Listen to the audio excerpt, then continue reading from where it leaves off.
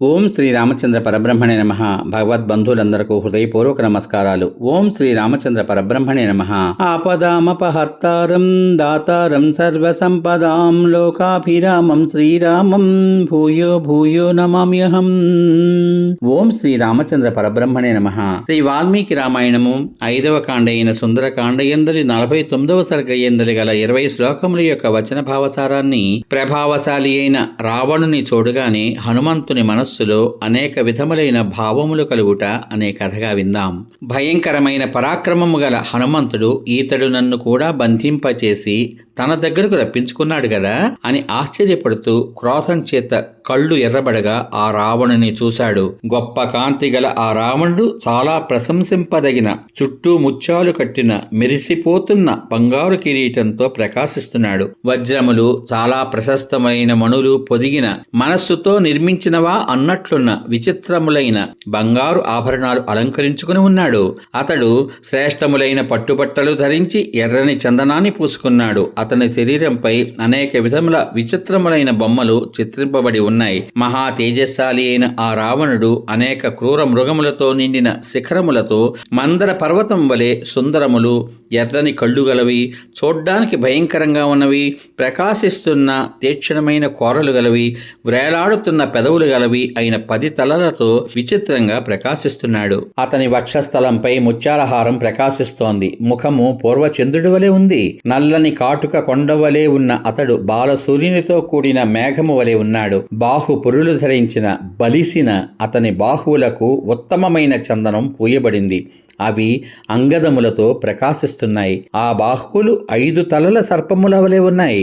అతడు గొప్ప స్ఫటిక వికారమైన ఆసనము మీద కూర్చుని ఉన్నాడు. ఆ ఆసనమునకు రత్నములను పొదగడం చేత అది చిత్రవర్ణంగా ఉంది. దానిపై ఉత్తమమైన ఆస్తరణం కప్పబడి ఉంది. చక్కగా అలంకరించుకున్న స్త్రీలు వింజామరలు హస్తములతో గ్రహించి దగ్గరగా రావణుని చుట్టూ నిలబడి అతన్ని సేవిస్తున్నారు. దుర్ధరుడు, ప్రహస్తుడు, మహాపార్శ్వుడు, నికుంభుడు అను ఆలోచనల తత్వము గల బలముల చేత గర్వితులైన 4 రాక్షస మంత్రులు అతని చుట్టూ దగ్గరనే కూర్చుని ఉండడం చేత ఆ రావణుడు చుట్టూ 4 సముద్రాలు ఉన్న సమస్తమైన లోకం వలె ఉన్నాడు. ఆలోచనల యథార్థ స్వరూపం చక్కగా తెలిసినవారు, మంగళకరమైన బుద్ధి కలవారు అయిన మరికొందరు రాక్షస మంత్రులు కూడా ఆ రావణుని పక్కనే ఉండి దేవతలు దేవేంద్రుని సేవించినట్లు సేవిస్తున్నారు. అతడు ఉన్నతమైన ఆసనం మీద మేరు పర్వత శిఖరం మీద ఉన్న నీటితో నిండిన మేఘం వలె ఉన్నాడు. అట్టి రావణుని హనుమంతుడు చూశాడు. భయంకరమైన పరాక్రమం గల ఆ రాక్షసులు ఒక పక్క పీడిస్తున్నప్పటికీ కూడా హనుమంతుడు రావణుని ఆశ్చర్యంతో చూశాడు. పిమ్మట హనుమంతుడు ప్రకాశిస్తున్న రావణుని చూసి అతని తేజస్సు చేత మోహం చెందినవాడై మనసులో ఈ విధంగా అనుకున్నాడు. ఆహా, ఏమి ఈ రావణుని రూపం, ఏమి ధైర్యం, ఏమి బలము, ఏమి కాంతి, ఏమి సర్వలక్షణ సంపన్నత్వము.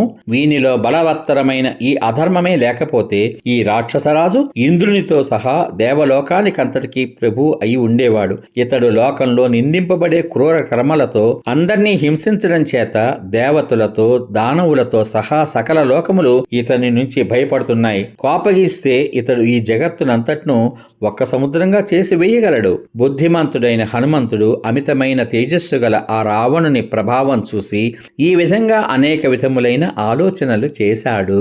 సమాప్తం. ఇంతవరకు మీరు శ్రీ వాల్మీకి రామాయణము 5వ కాండ అయిన సుందరకాండ యందలి 49వ సర్గ యందలి గల 20 శ్లోకముల యొక్క వచన భావసారాన్ని ప్రభావశాలి అయిన రావణుని చూడగానే హనుమంతుని మనస్సులో అనేక విధములైన భావములు కలుగుట అనే కథగా విన్నారు. రేపటి భాగంలో శ్రీ వాల్మీకి రామాయణము 5వ కాండ అయిన సుందరకాండ యందలి 50వ సర్గ యందలి గల 19 శ్లోకముల యొక్క వచన భావసారాన్ని రావణుడు ప్రేరేపించగా లంకకు ఎందుకొచ్చావు అని ప్రహస్తుడు హనుమంతుని ప్రశ్నించుట, రాముని దూతగా వచ్చాను అని హనుమంతుడు చెప్పుట అనే కథగా విందాం. ఓం శ్రీ రామచంద్ర పరబ్రహ్మణే నమః.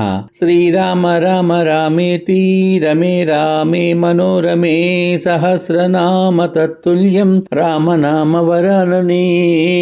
ఓం శ్రీ రామచంద్ర పరబ్రహ్మణే నమః. సర్వే జనా సుఖినో భవంతు. శుభమస్తు. స్వస్తి.